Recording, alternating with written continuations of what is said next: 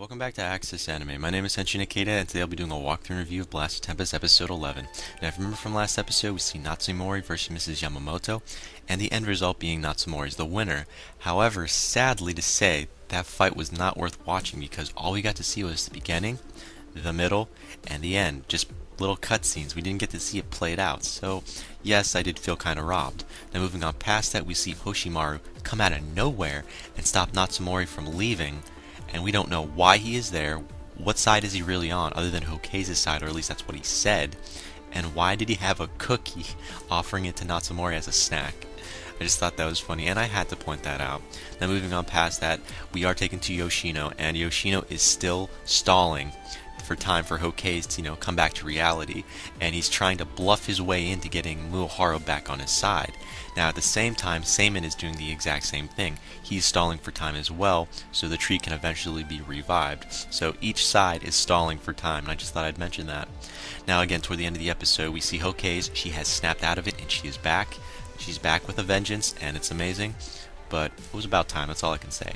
And we're still trying to understand Yoshino's theory on how to get Hokei's back. So we're still waiting for this whole plan to come together. And again, that was last episode, and this is a new episode, so let's dive right in. And again, I'll hold my final thoughts, my rating at the end of the clips, so stay tuned. But let's dive right in. Now we open up this scene with actually Hokei's, and again she's back with a vengeance, and she's all strong again. She's got this confidence, which we were looking forward to seeing, and she's still trying to figure out how to break through this prison of time, per se. Because, I mean, it is kind of a hurdle to come from the past to the future. I mean, magic, it should be possible, so that's what she's kind of trying to go over.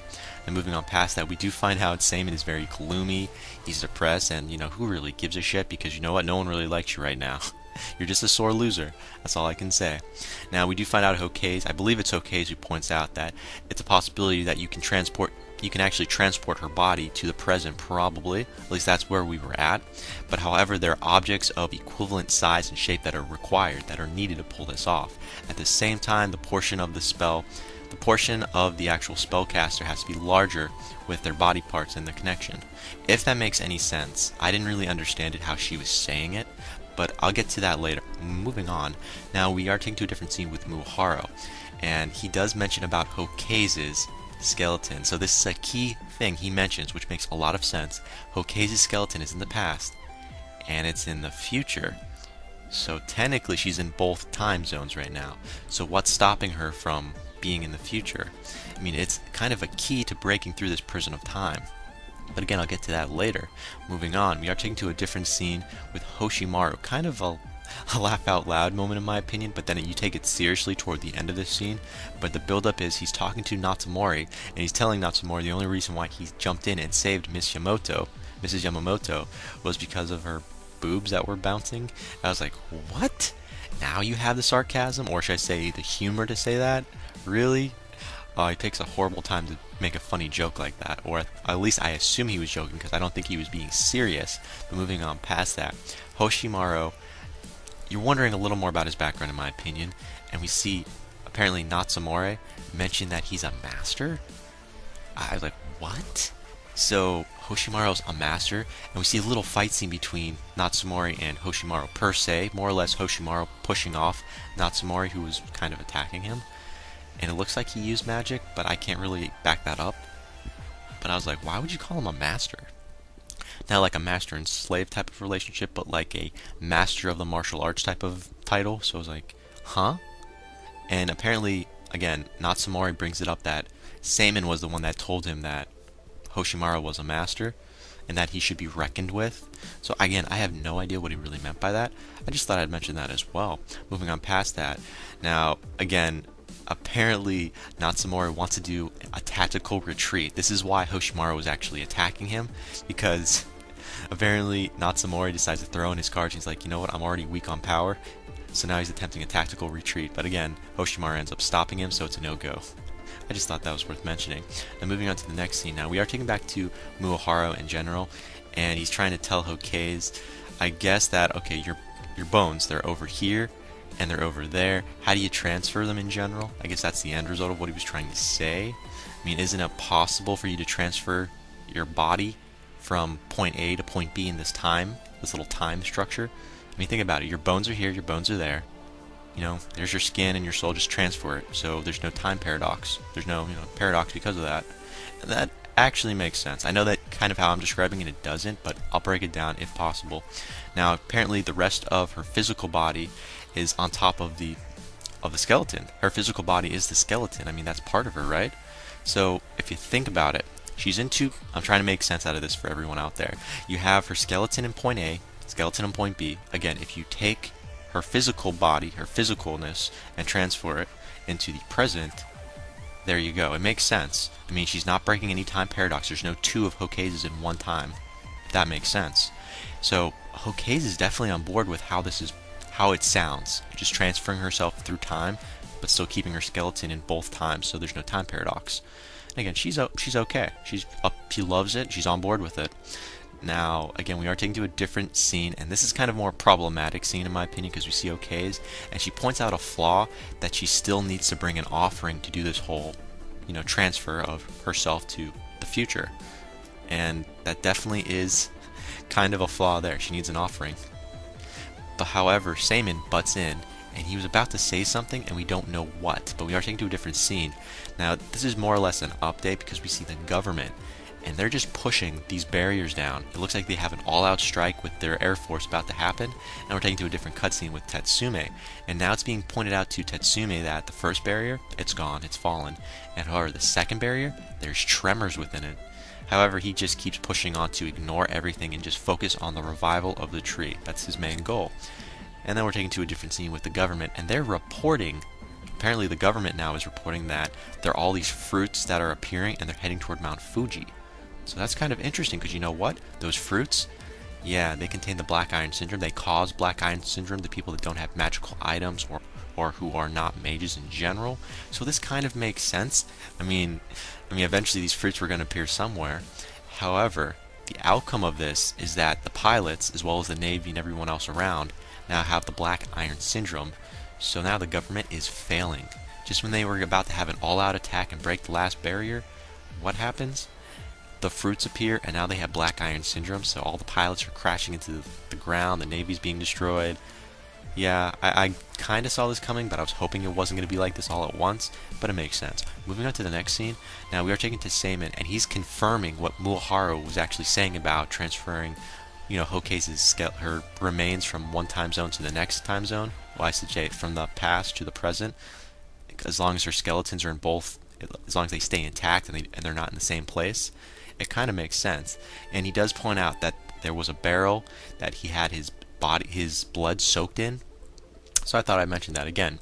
He points out, I just had to say this one more time, there's a barrel that's on Hokase's island in the past, which is also right in front of them. He soaked in his own blood. He put his blood in this barrel, or soaked it, since he has a magical feel to it, if that makes sense. And I thought, okay, so now the ritual looks like it could happen, or I should say the offering looks like it could happen. And then he actually says the offering is on the island. It's like Hokase's island in the past. He managed to hide it. That's how he was going to bring, Hokase back in case shit hit the fan. So now it kind of makes sense why he was so, he was a pompous ass in general throughout this series. He always had a plan up his sleeve. So yeah, it does make sense. But see, the downside of what he was trying to do, he was still trying to take Muharu back. He was pointing out to Muharu, this is Seimin pointing out to Muharu, guess what? This tree of Genesis still is responsible for killing your sister, regardless, and yet why are you helping Hokase? Nothing's going to change when she comes back. So he was just trying to sucker in, Muharu yet again. He does not give up. I'm sorry, he doesn't. But moving on to a different scene, again, we see Yoshino. He's also trying to stall, because the longer Yoshino stalls, the faster Hokase can now find this offering that Seimin hid on the island. So the faster actually Yoshino, well, I should say the faster Hokase can find this offering, she can come to the present. Technically. I mean, that kind of makes sense. Now, again, moving on to a different scene. Now we're taken to, I want to say Muharu, but that's not really true. It's Yamamoto, because I always got this scene kind of confused when I was watching it. So we see Miss Yamamoto, and she's dying. I was like, what? I didn't understand. I'm like, why is she dying? She's got broken ribs, and at the same time, her lung has been punctured, and she makes peace with the world, and she dies. She's about to die. But you know what? Hoshimaru jumps in and tells Natsumori, save her. It's like you're obligated to save her. You can't turn your back. So he ends up saving her. And yeah, she does end up living. And it's kind of like an awe moment, I guess. Like, okay, so now we're seeing a good side of Hoshimaru and Natsumori. But it gets kind of confusing. This is what confused me. Hoshimaru ends up pointing out about the Kusarabi clan, and if you commit a murder, it's like a taboo. You know, you lose your magic automatically. However, there is a catch. If you want your magic back, there's a ritual you have to do from, you know, the tree in general. You have to do a ritual for forgiveness. I was like, what? That didn't... why is he saying this all of a sudden now? Well, before we can really find out, we're taken to a different scene with Tatsume. That's right, Tatsumi now has the investigation results on Muoharu's sister 1 year ago. We don't know what they are, but he knows, I guess, the truth. We are taken to a different scene with Seimin, and again, he's trying to reach out to Muoharu, and it's going nowhere at first. Now, Hokage, however, is still looking for the offering. Now, if she can find it, then we don't really need Muoharu in general. She'll be in the present, so it'll be a done deal. However, we do a flashback now with Aki, which is Muoharu's sister, with, you know, Muoharu in general, and they're going over the Shakespeare play, Tempest. And again, it didn't really go anywhere. It didn't really fill in any blanks with me, but it kind of helps Muoharu decide what he's going to do next. However, Tatsumi ends up calling Seimin, and now the shit's hit the fan. Now we know the truth, but it doesn't make sense with his results that he was telling Seimin. However, while this is happening, Muoharu, he now knows about each side stalling. It's like he knew about everything all at once. He knows that each side was stalling for time, and he tells them, I know exactly what side I'm going to go with. And it looks like he's going to side with Seimin. It looks like he was going to side with Seimin. That's what it was like. And then Tatsumi tells Seimin the results, and he says the killer's not of the Kusarabi clan. And you're like, what? Didn't Hokage tell Muoharu that it was someone from the Kusarabi clan? So now he's very stunned. He already decided he was going to side with Seimin. That's what he said. He was going to side with Seimin, the end result. But no. That's not it. He's like stunned. He doesn't know what the hell to do. So we're taken to a different scene, and we see Hokage. She's speaking out. She's like, no, it's someone from the Kusarabi. It has to be.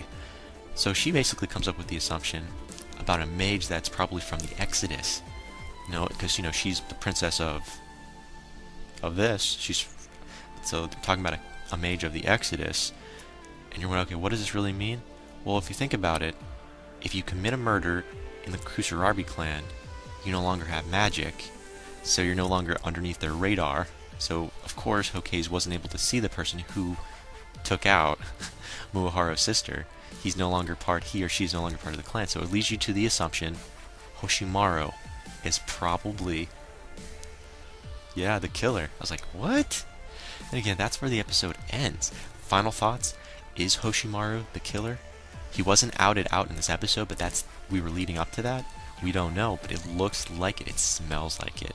Now, moving on past that, Natsumori, whose side are you on now? I mean, you're taking orders from Hoshimaru to save Mrs. Yamamoto? I don't understand. What side are you on now? Are you still on Seimin's side? We don't know. Moving on to Hokage. Hokage, are you going to be pushed into the future? It looks like it. The possibilities there. We'll see. And again, that is it for my final thoughts. As per my rating, well, okay, first of all, there was barely any emotion seen. I can't really see there was an emotional part, so I can't give points there. As for fighting, no, there really was no fighting. It's just more of the build-up, so as per my final rating, I gotta give this a 3.5 out of 5. It makes sense. It definitely is there. Not a lot of information's been given. We're just the build-up. We're waiting. And again, final rating, 3.5 out of 5. And again, that is for my walkthrough review of Blasted Tempest episode 11. Definitely thumbs up, thumbs down, subscribe, comment down below, let me know. Check me out on Twitter and follow me if you like.